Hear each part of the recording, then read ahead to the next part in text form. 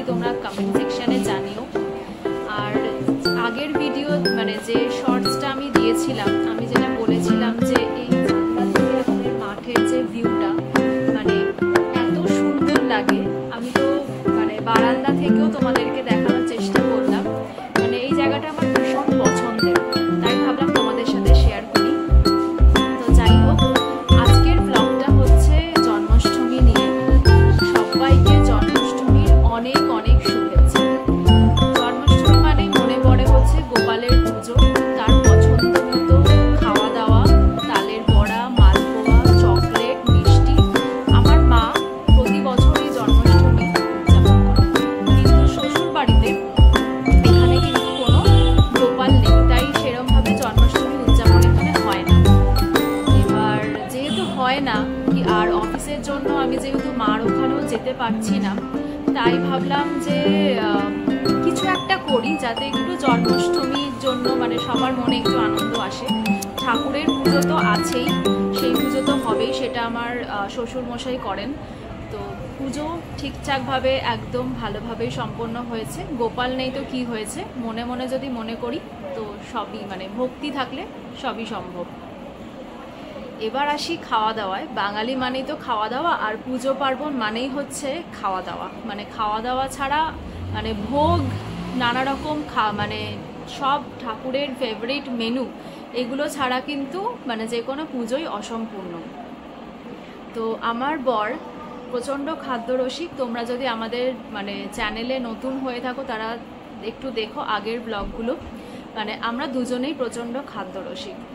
তো আমার বরের আবার আমার হাতের মালপোয়া ভীষণ পছন্দের। জন্মাষ্টমী মানে তো মালপোয়া ডেফিনেটলি। তো আমি মাঝে সাঝে বছরের যে কোনো সময়তেই আমি মালপোয়া বানিয়ে ফেলি, কারণ যেহেতু মিষ্টি আর আমার শ্বশুরবাড়ির সবাই প্রচণ্ড পরিমাণে মিষ্টি খেতে ভালোবাসে, তো আমার বড় তার জন্য কোনো এক্সেপশন নয়।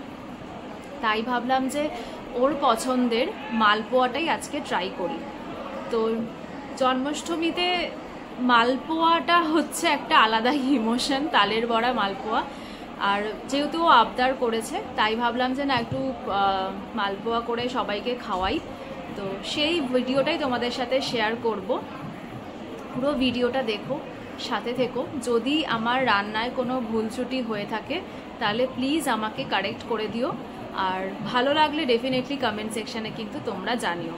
চলো তাহলে ঝটপট মালপোয়াটা রান্না করে ফেলি।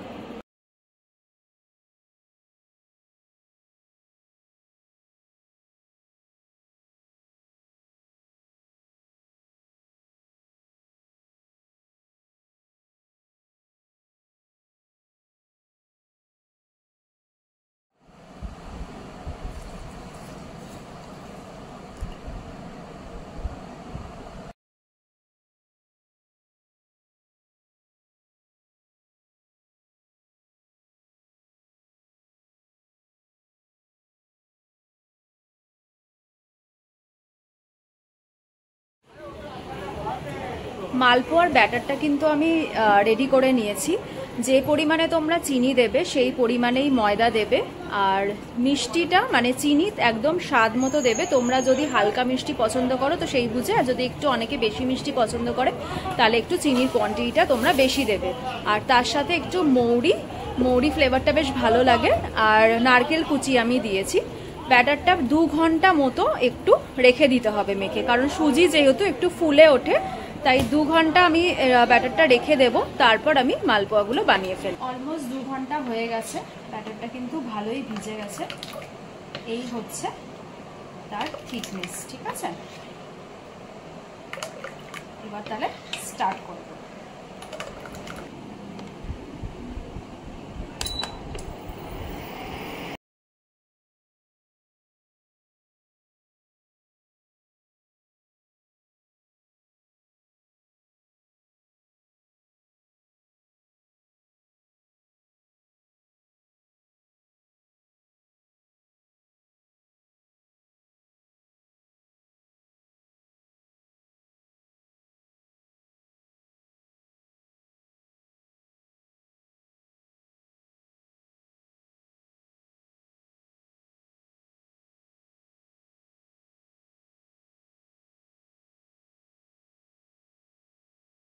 আমার কিন্তু মালপোয়া বানানো কমপ্লিট হয়ে গেছে।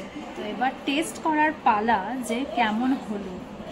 আগে আমি টেস্ট করে দেখি যে এটা সত্যি খাওয়ার উপযোগ্য হয়েছে কিনা, দেন আমার কর্তামশাইকে দিয়ে টেস্ট করাবো। চলো।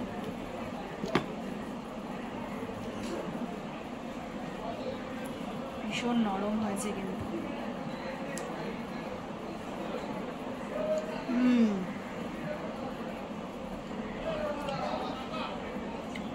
ট্রাস্ট মি, সত্যিই ভালো হয়েছে খেতে। নিজে বানিয়েছি বলে বলছি না, এতটুকু মিথ্যে কথা নেই। দারুণ, ভীষণ সফট, মিষ্টিটাও একদম ঠিকঠাক রয়েছে।